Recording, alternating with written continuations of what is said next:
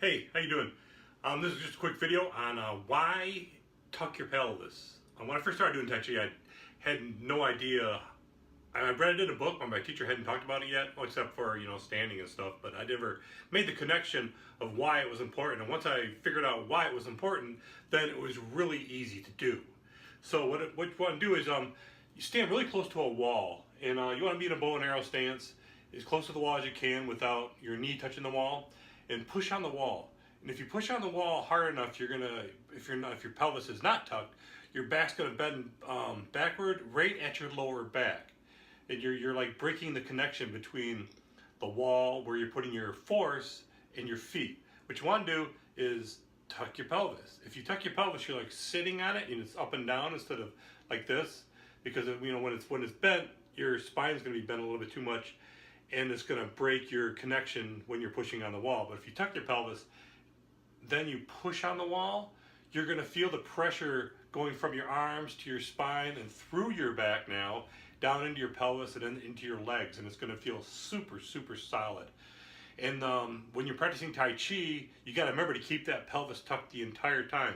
So instead of, if you ever seen someone do snake creeps down and their butt or their ass drags right across the ground when they're doing it, and they're just so low, and it looks pretty cool, when doing it that low.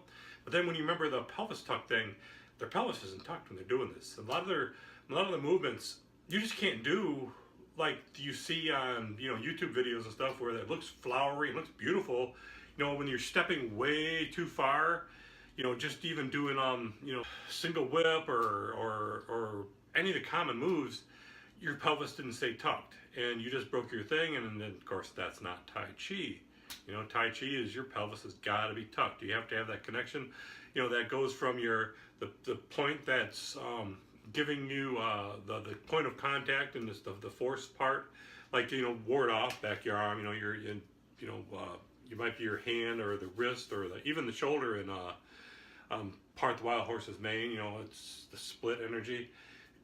You have to have that connection from the point that's in contact with your opponent, through your spine, down through your pelvis, into the ground.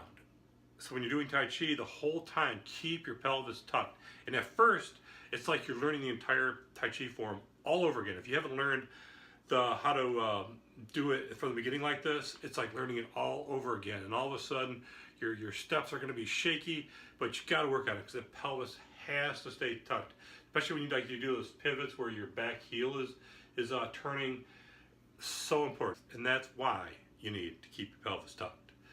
Anyway, I hope you have a great day, and practice Tai Chi. Practice hard. Ah.